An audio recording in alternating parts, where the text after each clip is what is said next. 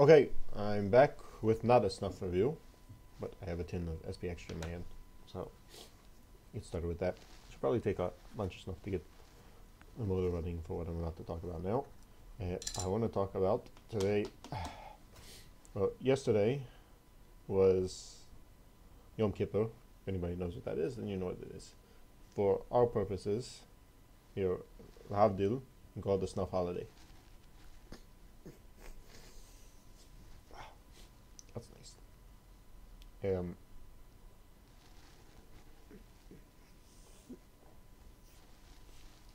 If you don't know, Yom Kippur is a 25-hour fast, 26 hours depending on how long. Keep going. For me, it was a little bit longer because after the fast, it's hard for me to eat right away. And usually, what they are giving out is things that are super sweet and coffee with a lot of milk and sugar, and I can't take that kind of stuff. So I drove home. And if you've heard my other videos, I talk about what I use to break the fast. I probably should have done this video then when I was a bit more, I don't know how to say it, loose. It doesn't sound right. So I've had something to drink, get things moving. Anyway, why did I say it's a snuff holiday? Since it's a 25-hour fast, people use a lot of snuff. Also, you're not allowed to smoke. It's like any other Jewish holiday, and it's also was on Shabbos, so you can't light any fires. All the other things that go along with it. So probably the only enjoyable, I guess not really enjoyable, maybe that's thing that you can do is to use snuff. So in our show, there had to be over 1,000 people there. You would see like everybody had snuff, almost everybody. And if they didn't, then they were looking around for who had snuff that they could take. In addition to snuff, also people have spices to smell and scented oils to smell. So that's one thing that I want to talk about is I should probably do that in a different video of the making a case for non-tobacco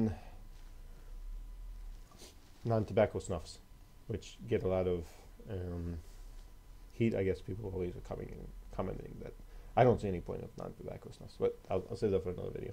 So like I said, almost everybody had snuff. So I guess you guys probably, most people that I talk to or that I've seen doing reviews, they talk about that they feel is not such a popular thing. So if I asked you, see about well over 1,000 people, almost everybody had snuff. So you've also seen one of my other videos that I talk about is that there's a problem with kids using snuff, and that was something that really got to me. Is that I saw a lot of kids. I don't know why I did this. Should have something else in the video here, and now I have to talk more with my hands so you can see something, because I'm not going to show you my face. That you don't need to see. Back to what I was saying, there was a lot of kids walking around with snuff. Now, something that I do want to say is that a lot of the people that are using snuff have no idea how to use snuff. So that maybe, okay, here's the video.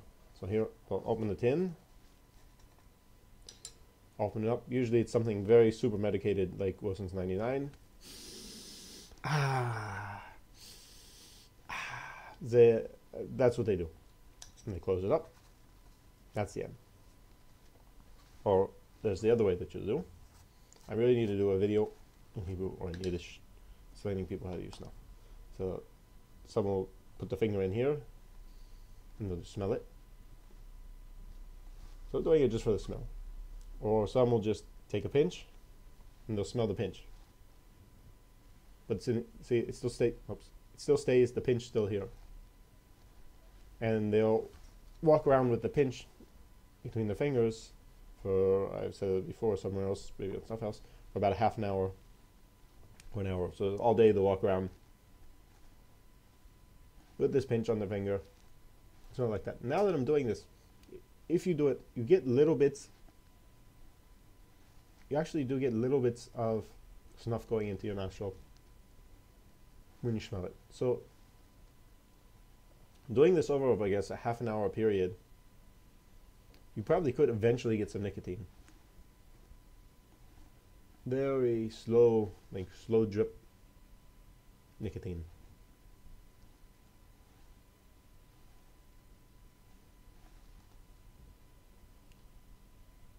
Maybe this is the way to do it. I don't know. I mean, but who has a half an hour that you can walk around with their hand pinched like this? That's the problem. See, every time I do this, I do get a little bit going into this. Maybe not, but I am holding it a lot closer to my nose than what I see people doing there. Maybe it's not so bad.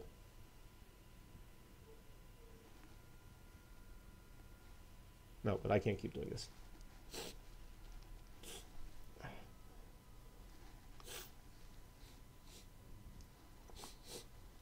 So, going heavy on this right now.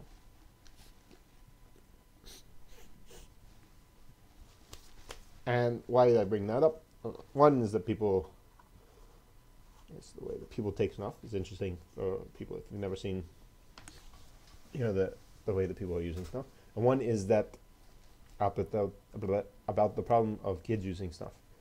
Now, again, I don't like it. For me, every time that I see a kid walking around with a tin of snuff, I imagine a baby walking around with a cigarette in his mouth. Even if it's not lit, it's something that's, it bothers you. I think it should bother you. And for me, people know that I have snuff. I had probably about, I don't know, maybe a big 15, maybe about 10 tins that I had in the place where I daven. There's a what's called a stender. You can put things inside, like I guess you would call it a cubby. And on top of there's a place that you can put on a book. So that's where you stand and daven. And you don't want daven spraying. And inside, so I have about 10 tins of snuff, and other things that I need there, tissues, and other kinds of things. And on one side of me, on each side of me, there stood a kid of probably about 13, 14, and sometimes they would switch, and another kid would come in, and they would ask me, and I didn't want to be like a jerk to them because they know that everybody else gives them snuff, because I guess people don't know that there's a problem with it. And especially since these warnings are in English and not everybody reads English. And also because of the stupid warnings that you see on tins like Tokes. Not that obviously Roderick has the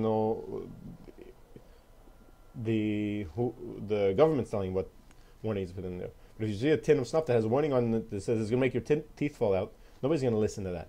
So they see these warnings, they either don't understand them, or they don't listen to them, or they say,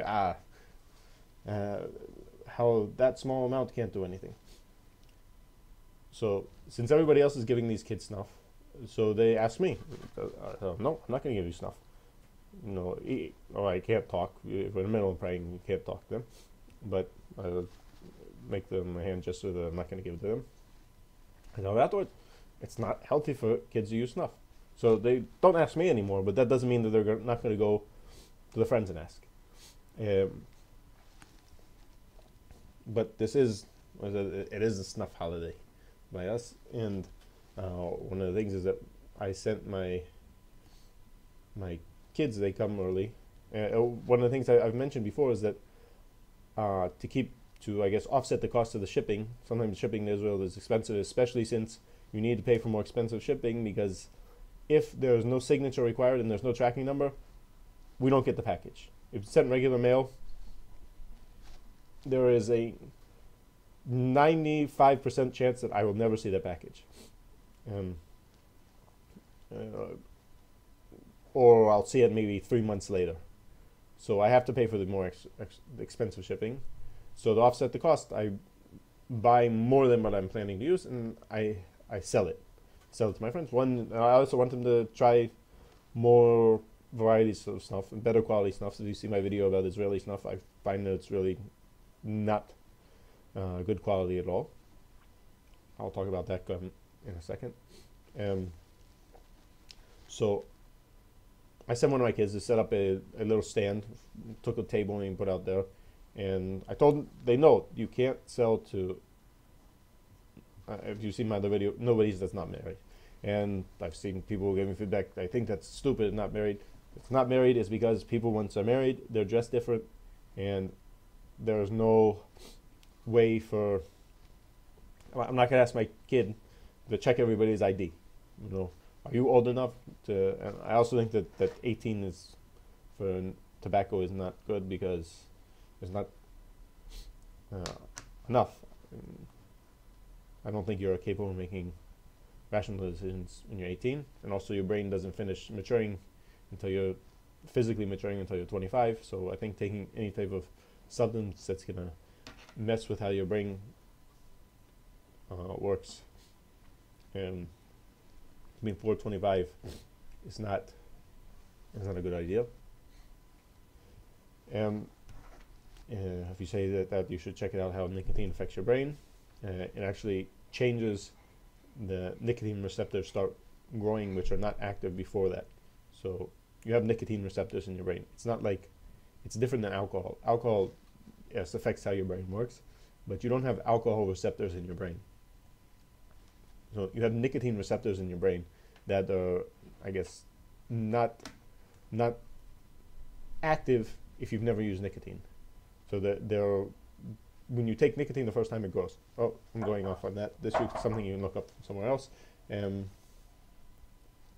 Okay, that's why I was saying that I give it to only married people, is that it's one thing that you can check, and you look at this guy, I see he has this type of hat, so I know that he is married. And so that's why my kids can tell right away, or I can tell right away without having to check everybody. And so I had all my regular stuff, and plus I have a bunch of these tins of McChrystals that I was selling for very cheap. And also I didn't let my kids give people a chance to open the tins and see what they smell like. Nobody reads English, so they don't know what it's like. You get a lot of back drip from this. Let me know in the comments, what do you do with back drip? Do you swallow it, or you usually spit it out? Usually spit it out, but that would have been gross on camera. So my kids set up a stand, and so they set up a stand, and you see everybody was jumping on them. Everybody's looking, what do you have? This. So I've done it before. I usually every Friday I sell snuff. I put up, maybe one or two guys come and look. Usually nobody buys. Here even when I wasn't there, they were buying for my kids a lot. There was about 10, 20 people standing around them trying to buy them, talking to people, trying to explain to them different types to try. Most of the people took the tins and the McChrystals, since I wouldn't let them open up, and because here everybody likes highly mentholated snuff. I think it has to do with how they're using it, that if you're not actually putting it in your nose, you don't really get the benefits of all the different types, like especially nothing that's plain tobacco. So we sold probably a really good amount.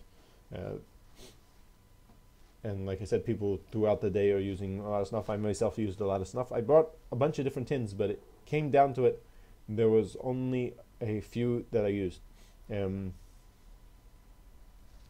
I was using a lot of Toke pumpkin pie, which I left at home. And for mentholated, I was using Wilson's of Shell SM500, which I think is supposed to be the same thing as Hedges or number 99, don't remember. And I also had I was using some OSP number 1, which I found really to help with the fast. I started thinking, I didn't take any, I took some sweeter fruit snuffs, but I figured I didn't want to start using them, because I started feeling if I take something something sweet or fruity, like Queen's, Jackson's Queen's Special, I think that's what it's called, Special Queen's. You're getting mixed up with the Wilson's Queen's Special. What is it? Queen's something Queen's. The vanilla cherry snuff. If I start doing that, I think it is something that would make me more hungry and think about food. something like the pumpkin pie, even though it has like a food name in it, the spices, they have their own type of smell. Also, same thing with the medicated snuff. Medicated snuff has a really nice smell. Also, it'll open you up, and but it's the type of smell that doesn't make you hungry. Like there's smells that'll make you hungry. You smell fruit, it'll make you hungry. You smell chocolate. If you have a chocolate flavor, snuff will make you hungry. The sweeter type of snuffs, I think, would make you hungry. That make you think about food. So a mentholated snuff doesn't make you think about food. Probably SPs probably would have also been nice. I had this tin with me, but this one, and I also had SP, Best SP, Wilson's Best SP, but I don't know. I have a problem with oranges oranges really make my hands. I get irritated in my hands, and I also if I eat oranges, I get a headache. So I was a bit, even though I haven't really experienced it, I didn't want to take the chance of getting a headache in the middle of a fast. It's really not a pleasant thing. So I ended up not taking SPs. Right now, I don't have a headache. I've taken quite a bit of this. Then we'll take some more. And this is going to be a long video. So you all can see this timestamp from before you watch this. And you probably decided if you want to dedicate the time to this or not.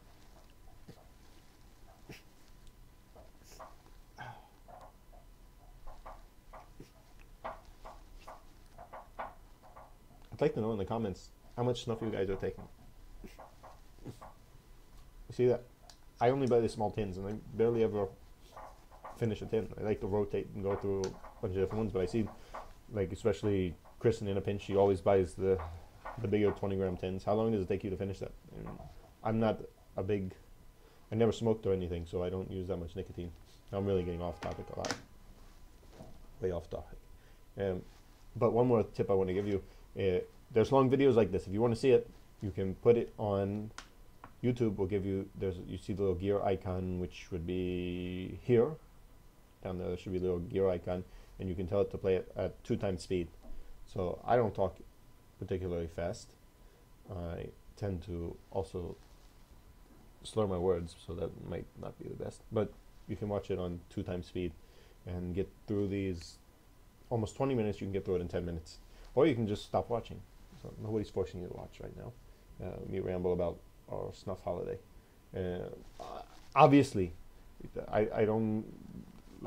There's a lot more to this holiday than snuff. But I'm saying for our cases, this is one which is everybody is using snuff constantly. You see people walking around, people asking, "You have snuff? Do you have snuff?"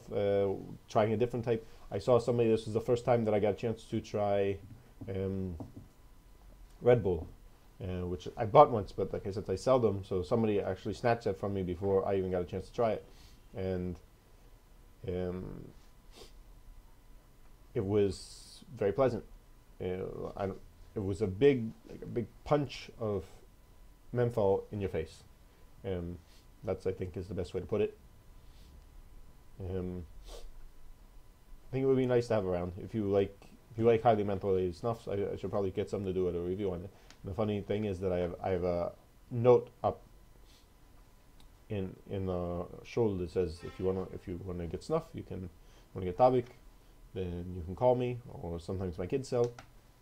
Keep an eye out. And I asked this guy afterwards. I said, "Where did you buy this?" Because I never see anybody in Israel that sells this type of stuff. He says, "Oh, there's a guy that lives on street by here that you can buy from him, and there's also a guy that goes around here and sells snuff." And he said my name. And he said, "Oh," I said, "That's me. I'm the one that sells this stuff." So, see, that just gives you an indication how many people are there that you can walk around and you don't know who you're talking to. What else? I talked about how people take snuff in a weird way. What the most popular? Oh, that's the other thing. The popular ones I said are number 99. There's also a lot of the awful Israeli snuffs that are going around. You see a lot of tins of banana and bubble gum. Here it's bazooka, because that's the only type of bubble gum that people know about is bazooka. somebody, I don't know, maybe about 20 feet away from me, had a tin of bazooka, and he would, every time he would open it, it would be this awful smell. I don't understand how people can use it. I said on another video, it's vile stuff. It's awful. I mean, I, I would try to get my hands on some for people, but I mean, it's so much easier for me to buy quality snuff. I can order straight from Tok. I can order from Snuff Me. I can order from McChrystals and get quality stuff. It's not worth me putting forth the energy to try and track down this, in my opinion, inferior snuff. I know there's a guy in Snuff House, Mario, who is also lives in Israel, and he said that he liked it. He likes Israeli snuff. I've tried to make contact with him. He didn't get back to me, so maybe he's watching this video. He can get back to me. But the other thing I want to say is that people here like to make their own snuff. I don't want to offend people, so I always try it. And the things that what I get from Israeli snuffs is, one is I don't really know what their base is. Somebody gave me some snuff, and it was really red. I mean, you can tell me, like, this is not red, this is brown. And you say the toast will be more of a lighter color, but I don't know what it was really red, not like the salt shaker red, but like a red, like clay. So I don't know what his base was. I've seen other ones that were red. The particular one that was red was I think was an SP, but I just got the only thing I got was a bergamot. He said he made it himself. And I tried another one that somebody made themselves, and it was, you can tell that they make it for the style of use, that where they're just smelling it from the tin or holding it by your nose, not putting it actually in your nose, because I used it like normal snuff use, and I took it in my nose, and it was just so much peppermint oil. It just, I couldn't smell anything else. That much peppermint oil in your nose, it burns, and people don't. There's also somebody else in the area that makes snuff, and he puts the oils in the snuff, and you take it, and you don't get any tobacco from it. You don't get any smell of tobacco. You just get these oils, and they coat the inside of your nose. And even if I want to take another snuff now, I want to take something, what I would call a real snuff, but I can't, because my nose is coated with these different oils that they're putting in the snuff that you can't get past it. And then there's the other question of what I said with the basis. There was somebody that wanted to make his own snuff. He said that he has the oils. Well, he wanted to scent his own snuff. He didn't really want to make his own stuff. Chris at OSP made his own snuff, which is really awesome snuff, which if you can get your hands on some, you should.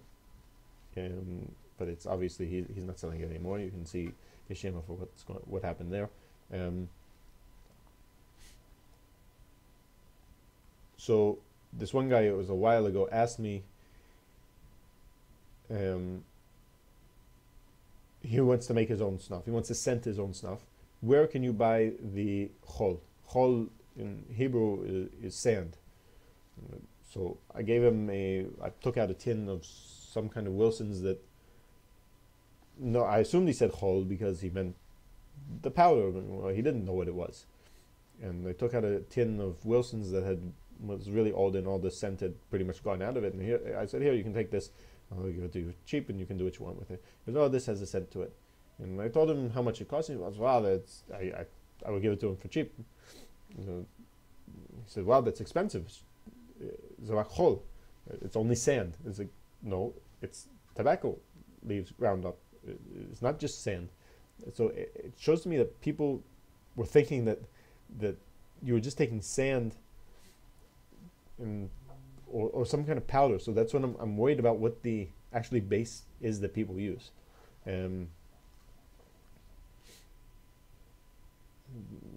What else did I want to say on that? That's why I'd always tell them that just take the oils, put the oils in a tin, smell the tin, I don't know what the rationale is behind it. Well, I have some ideas, but I don't think this is the forum to express them. So I'm back after the fast. I will probably be doing. I probably just put a bit too much of this SP extra in my nose for now for me to do a review on something else. But soon coming up, I want to do McChrystal's Violet. I have McChrystal's Violet still sealed. For some reason, nobody wanted that. All the other from the McChrystal's assortment that I had was long gone, but the Violet still stays. So I'm going to try and get the Violet because I saw that Chris is going to be putting out a review on McChrystal's Violet, and also Snuff Holiday McFeagle also has one coming out, so I want to jump on the bandwagon as well. So everybody should have a good year, and let me know if these type of videos are worth it. If not, also let me know if I should just stick to the reviews. So, Call to.